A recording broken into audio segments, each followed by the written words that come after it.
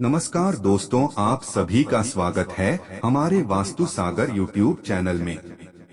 मित्रों, शमशान घाट एक ऐसी जगह है जहां मनुष्य के जीवन का अंत होता है, जिसके बाद गंगा जैसी पवित्र नदी में उसके आखिरी आज यानी कि उसकी अस्थियों को विसर्जित करके इस संसार में मौजूद उसकी अंतिम निशानी को खत्म कर दिया जाता है। लेकिन इन सब के बीच एक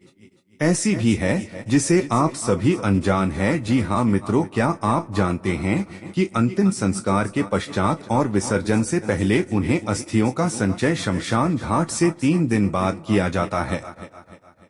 तो चलिए इस बारे में विस्तार से जानते हैं कि आखिर हमारे धर्म ग्रंथ 3 दिन बाद ही अस्थियों को एकत्रित करने के लिए क्यों कहते हैं। गरुड़ पुराण में 3 दिन बाद एसपी संचय करने के सही कारण को भी बताया गया है और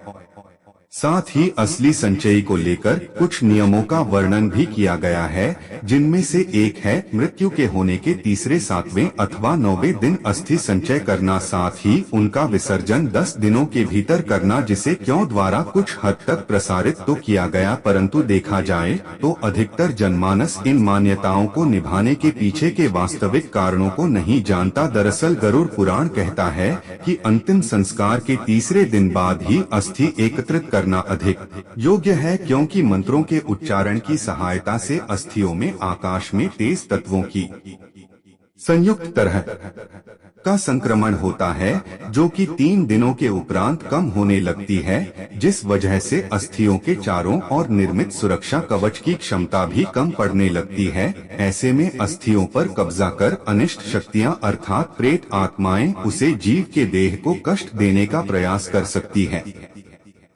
और ऐसा भी हो सकता है कि वह अनिष्ट शक्तियां उसके माध्यम से मृतक के परिजनों को भी का श्रेय देने का प्रयत्न करें। कोई ऐसी स्थिति उत्पन्न न हो, इसलिए उससे पहले ही अस्थियों को शमशान घाट से हटा लिया जाता है। लेकिन अस्थियां एकत्रित करने से पहले यह जान लेना जरूरी है कि जहां शव को डोट अग्नि दी गई थी, अस्थियों को वहां से लाने से पहले उसकी पूजा करना अनिवार्य है। फिर अस्थियों का संचय करके उसे एक साफ पीतल की थाली में रखने के बाद सफेद कपड़े से ढककर उसे घाट ले जाना चाहिए। इसके पश्चात अस्थियों को एक लाल में रखकर घाट के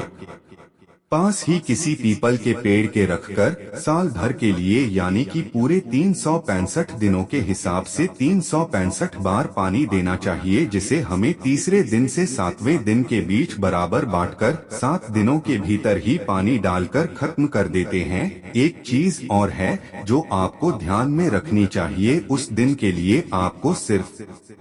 चावल और सब्जी ही बनाकर खाली है। सब्जी में उसी सब्जी को रखें जो मृत को पसंद थी। इसके अलावा मित्रों, यह भी बताया गया है कि मृत्यु के दिन से 10 दिन तक किसी योग्य ब्राह्मण से गरुड़ पुराण सुनना चाहिए, और यह पाठ उसी स्थान पर करें जहां अंतिम बार मृत व्यक्ति के शव को रखा गया था। साथ ही इसका भी ध्यान रखें कि यह पार्टी सूर्यास्त से पहले ही खत्म हो जाए, और यदि आप 10 दिनों के बाद अस्थि विसर्जन करने जाते हैं तो गरुड़ पुराण में ऐसी स्थिति में किसी तीर्थ स्थान पर ही श्राद्ध करके उसका विसर्जन करने का प्रावधान है बताया गया है। तो मित्रों, आपको हमारी वीडियो कैसी लगी कमेंट बॉक्स में जरूर बताएं।